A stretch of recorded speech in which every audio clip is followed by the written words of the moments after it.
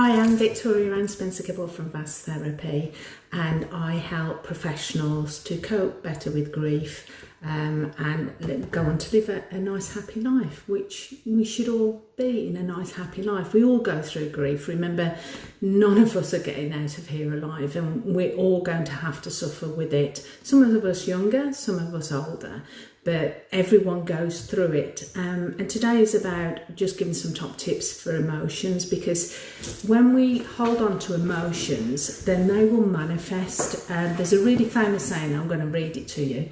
The feeling that cannot find its expression in tears will cause other organs to weep. And that's so true. Certainly after my bereavement, I was 37, 18 months after dealing with suppressing that pain, literally pushing it down with whatever I could, getting super busy, dealing with the children, trying to deal with all the different things I was dealing with after a young death. Then the secondary losses make you push those emotions down. Now, if you push those emotions down, most people aren't aware of suppressing their emotions. And if you leave it, the worse it becomes. So it's really good just to get those emotions out. You need to feel to heal, basically. And if we don't allow our emotions to come out and sit with them for a while, they will internalise. They will go from the conscious mind, which is 5% of our brain, to the unconscious mind, and they will manifest and they will come back later in life. So it's really good to deal with your emotions. For example, I remember lying 3 days after I'd lost my husband, my first husband, 3 days after, remember lying on my sofa, and I was just oblivious to what was going on. I was crying, I was, sobbing, and I remember a certain person coming up to me and telling me that I needed to get on with it now and that I needed to move on. And at that time, I couldn't even think straight. So 18 months after dealing with all, let's face it, crap that happens after young death, I actually had, because I was suppressing those emotions, I actually had 8 epileptic fits, so 8 seizures in less than an hour. Let's say that again. 8 epileptic seizures in less than an hour. I shouldn't be here. If it wasn't for my sister Sharon coming and taking one look at me and saying, right, we're going to hospital, you do not look right. And I'd actually caught epiglottitis, which is the dangly bit in the back of your throat, and it had swollen up that big that it had blocked my airways, and they couldn't even get infant tubes down. So baby infant tubes that they would normally use in an incubator, they couldn't even get them in. So for me, I was literally minutes away from not being here. After then, I was actually in an induced coma for 11 days. So my children nearly lost both parents within 18 months. Thank goodness they didn't, but I reckon I've got a few guardian angels up there looking after me. So after then, it kind of made me realise that I needed to, one, slow down, and I'm glad it happened now, because it made me slow down and take charge of what was actually happening. So you really need to feel the emotions after grief. You need to feel to heal. That is so important. Don't push them down, because your body will, when you're pushing them down, whatever it be with, it will come back at you, and it'll come back stronger and harder.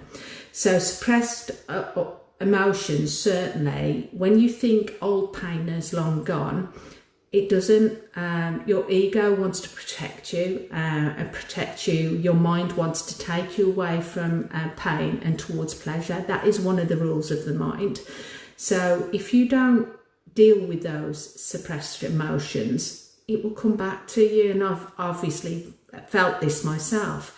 So for me, some simple ways to actually get rid of those suppressed emotions are moving. It's why I exercise so much, because emotion is exercise motion, so emotion. When you move, you can jump, you can laugh, you can dance, you can do whatever you like to do. But even roller skate, people have seen me and my roller skates, and I absolutely love roller skating because it takes me back to happiness in my childhood. So anything that causes you to actually get in motion, move.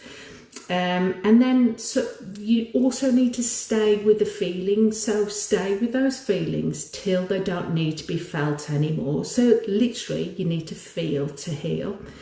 The next one will be writing a journal. I have journals from 10 years ago, 11 years ago now. And it's just writing down and expressing those feelings. They're not just in here anymore. I've put them out there. It's a release. Just by simply putting them down on paper can actually help you to kind of not move on, because we never move on, we move forward. You will hear me say that a lot. We never move on, we move forward. And we move forward because we've got that love of a lost one that wants us to move forward, that wants us to experience happiness as they would have been, as we would have been had they been still be here. So for me, definitely, those are just a couple of tips that I thought I'd give tonight. Because we're all suffering at the moment with the heat in the UK. It is extremely hot, which is gorgeous. I love the heat, but you know, sometimes we kind of moan about things that we really shouldn't moan about. It doesn't matter. Don't sweat the small things, because it really doesn't matter. So yeah, once again, emotion. So to release suppressed emotions, definitely get moving. Doesn't matter what it is, whether it's roller skating, running, swimming, going to the gym, keeping fit, exercising. Also sitting with the emotion that you're going through at the time. And this goes for breakups as well as, like I was speaking in my previous video, goes to if you lose your job or you're about to lose your home and that kind of thing. You need to sit with that feeling and release that feeling, and also putting it just down on paper, because when you put it down on paper, you are releasing it. So if that helps anyone today, fabulous, because life is well worth living, and I'm so blessed to still be here, and I enjoy every single day, because tomorrow is never guaranteed for any one of us. So remember, guys, before I leave you, inspire to achieve and achieve to inspire.